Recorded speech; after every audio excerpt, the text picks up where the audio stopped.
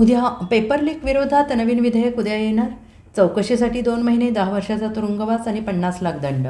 पंतप्रधान नरेंद्र मोदी यांच्या आश्वासनानंतर केंद्रीय कार्मिक आणि प्रशिक्षण मंत्री जितेंद्र सिंह उद्या 27 जुलै रोजी सोमवारी लोकसभेत एक नवीन विधेयक सादर करण्याची शक्यता आहे. शिक्षा आणि दंडाच्या तरतुदी आणखीन कडक करण्यात आलेल्या आहेत. विधेयकात कलम 12A आणि 12B अशी 2 नवीन कलमे जोडण्यात आलेली आहेत. या अंतर्गत केंद्र सरकारला एक विशेष कृती दल स्थापन करता येईल. केंद्रीय तपास यंत्रणा किंवा SITला प्रकरण केंद्र सरकारकडे सोपवल्यानंतर 2 महिन्यांच्या आत तपास पूर्ण करणे बंधनकारक आहे. जलद गती न्यायालयामार्फत दररोज सुनावणी घेतली जाईल. राज्य सरकार आणि केंद्रशासित प्रदेश उच्च न्यायालयाच्या मुख्य न्यायमूर्तींच्या सल्ल्यानं विशेष जलद गती न्यायालयाने नियुक्त करतील आणि आरोपपत्र दाखल झाल्यापासून 3 महिन्यांच्या आत खटल्याची सुनावणी पूर्ण करणे बंधनकारक असेल. आणि या विधेयकात अपीलांसाठी कालमर्यादा देखील निश्चित करण्यात आलेली आहे.